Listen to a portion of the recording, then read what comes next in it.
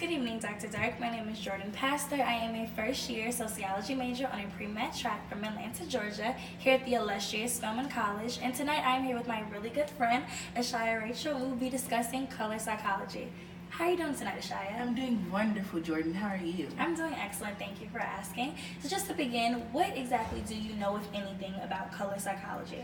Well, when I think about color psychology, I like to break it down into terms and what they actually mean. Okay. Color and psychology. Absolutely. How things think or how they make you feel. So I think of blue and how it can be described as, emotional, something that really gives feeling to people, and then red of like desire and the symbolisms of sexiness and anger and things like that. Okay, symbolism, that's a very good one. So just to give you a little general background information, back in the ancient culture, such as maybe like in the Chinese culture and things of that nature, they actually practiced and they believed, excuse me, a thing called chromotherapy. And chromotherapy basically means the colors use it as healing mechanism, healing treatment, healing process. So for example, they believed that the color red was used to stimulate the body and the mind to increase the nerves and neurons within the brain and the body. They believed that blue was believed to soothe the illnesses and treat the aching pain, and that orange was used to heal lungs and increase energy. So these were things that people really believed and that they used in practice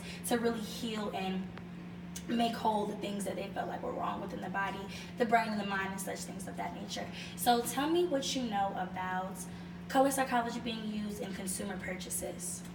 Well, I know for color psychology and consumer purchases, when I think of it, I think of, I guess, colors and magazines and how vibrance is and stuff like that.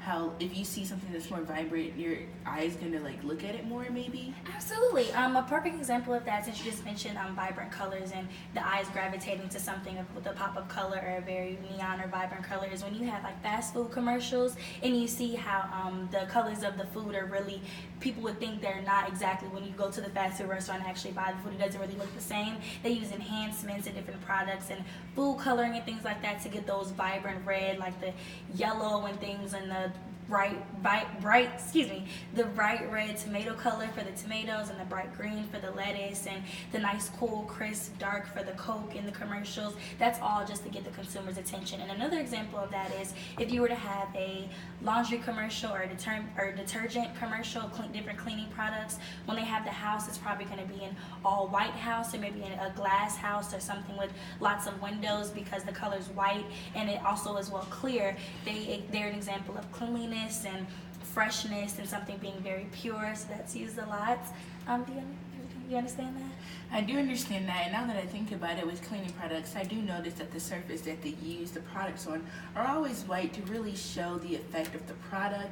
In the fast food commercials, as you were saying that, I was thinking about all the different fast food I enjoy and how I do notice that it would be more green on camera because it can wash out. So it's color psychology, it's also marketing, and I just think that's very interesting to learn all that you're telling me right now. Absolutely, thank you so much. So one last thing that we're going to discuss is how color can influence performance within students in school. Do you know anything about that? Well, I do know when the teacher gives me, when they used to give me, I sound a little childish now, when they used to give me green, green in school, as well as performance and behavior. Absolutely. Or even on paper sometimes where they use the red ink that lets you know you did bad, and it kind of gives you a feeling of wanting to do better. Oh, absolutely. That's I'm happy you mentioned that, because studies do show that students who actually see the color red before they take a test or before they do an exam, they're actually 4 times more likely to do worse than students who don't see any color at all. And like you said, colors are used a lot within preliminary schools, elementary schools, because if you see the color green, or you see a nice green sticker or a green smiley face, it's gonna let you know yeah, I did good, keep going. But if you see a red or a red frowning face, it's gonna let you know you did something wrong. Or they use colors as a disciplinary systems as well, and colors as well, when you grade, most teachers use a red pen, or if you circle something, it has an F on it or something and it's in red, that makes you automatically feel gloomy and down about yourself. So before we wrap up this discussion, is there any outcomes that you learned from this conversation that you would like to discuss? Outcomes. Can you clarify?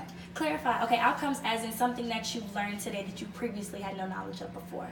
Well, the thing about the studies and how it shows that they do better if they don't see any color, than if they see the color red. I thought that was very interesting, and I thought about what if students actually started schools made their students start testing in all green rooms. I think that could really increase performance. I think I totally that agree. would be very interesting. I agree as well. Something outcome that I learned from this conversation was the fact that chromotherapy was a thing back in the day, and colors were actually used to heal people because that's what was believed at the time to be very therapeutic, and it was used as a therapy method back in the day. So thank you for coming. I really appreciate that. Thank you so much, class, and Dr. Dark, for watching and participating in my video, and we'll see you all next time. Bye.